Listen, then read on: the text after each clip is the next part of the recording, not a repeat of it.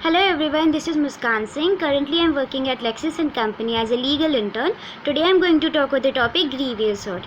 Section 320 of IPC defines grievous hurt as whoever causes any such injury to anyone which may result in unbearable pain and suffering or a serious injury that lasts for 20 or more than 20 days and results in a failure to follow their regular routine work. Now, following are the only grounds on which a person can claim for grievous hurt. First point is emasculation, that is to deprive one's procreative power. Second is injuring eyesight. Now, someone if damages a person's eyesight for like permanent damage of either eye, then they can also claim for grievous hurt. Third point is inflicting deafness. Now, permanent deafness to one's ear, either of the ear, or a serious injury. Now, fourth point is loss of limb, that is privation of any member or joint, that is loss of limb. Impairing of limb, a partial or total loss of any body part functioning. Next is disfiguration, that is a permanent disfiguration of head or face. Dislocation or broken bones. Now this point consists of fractures and dislocation of bones or tooth or something which may last for 3 to 4 months or cause a severe pain and bodily injury. Now the last point says that hurt that apprehends to cause a death. Any hurt which risks life or which causes the victim to be to be on the bed for more than 20 days or a month, causing severe body pain and unable to follow their regular ordinary pursuits. Next point is voluntarily causing grievous hurt. Section 322 of IPC code defines that deliberately causing grievous hurt. Now, whoever deliberately causes hurt and if the hurt which he expects to cause or realizes that himself will generally be prone to cause is grievous hurt, and if the hurt which he causes is a grievous hurt, then is said that the person has willfully caused grievous hurt to the other person. Section 325 of Indian Penal Code, except from the situation accommodated by Section 335, says that whoever willfully causes grievous hurt will be rebuffed with the detainment of either portrayal for a term period which may extend to 7 years to a period of lifetime and also obliged to get a fine. Now, Section 326 of IPC code defines that grievous hurt by any weapon or other means.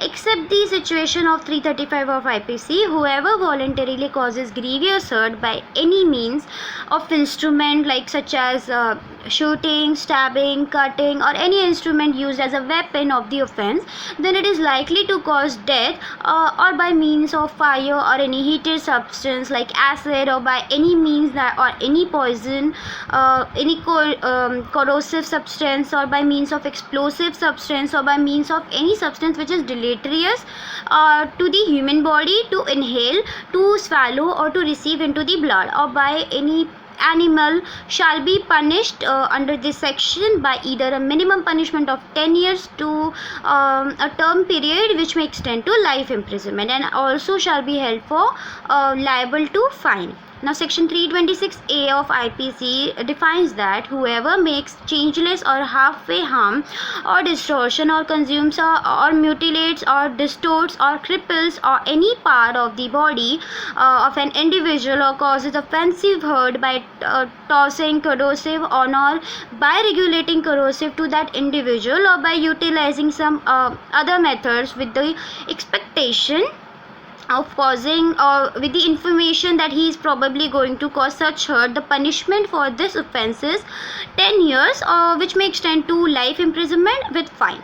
Now, Section 326B of the Indian Penal Code defines whoever tosses or endeavours to toss corrosive on any individual or endeavours to control corrosive to any individual or endeavours to utilize some other methods with the aim of causing lasting or fractional harm or deformation or distortion or inability or grievous hurt to that individual, the punishment for this offence is 5 years of imprisonment, which may also get extended to 7 years, and also maybe the person will be held liable for a fine.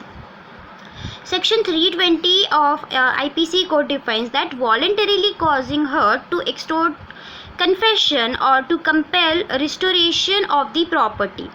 Now, in this, it states that whoever voluntarily causes hurt for the purpose of extorting from the sufferer or a person from any interested sufferer, or any confession or any information may lead to detection of an offence or misconduct, or the purpose of constraining the sufferer or any person interested in the sufferer to restore or to cause the restoration of any property or valuable security.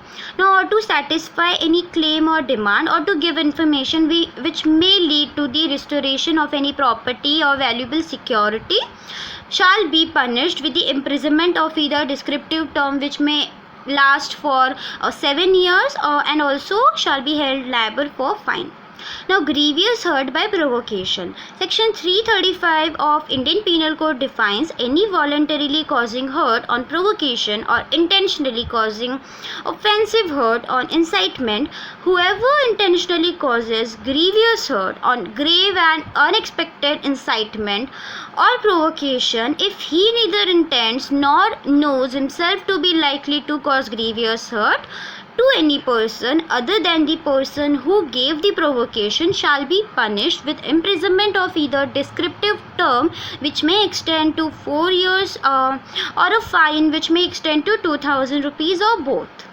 Now, section 328 of the Indian Penal Code defines causing hurt by means of poison or with intent to commit an offence. Now, whoever administers to cause or to be taken by any person any poison or any intoxicated or unwholesome drug or other thing which may intend to cause hurt such person, or with the intent to commit or to facilitate the commission of an offence, or to knowingly be likely that he will be thereby caused hurt, then shall be punished with the imprisonment of either a descriptive term which may extend to 10 years and shall also be held liable for a fine. So this was all about grievous hurt. Thank you.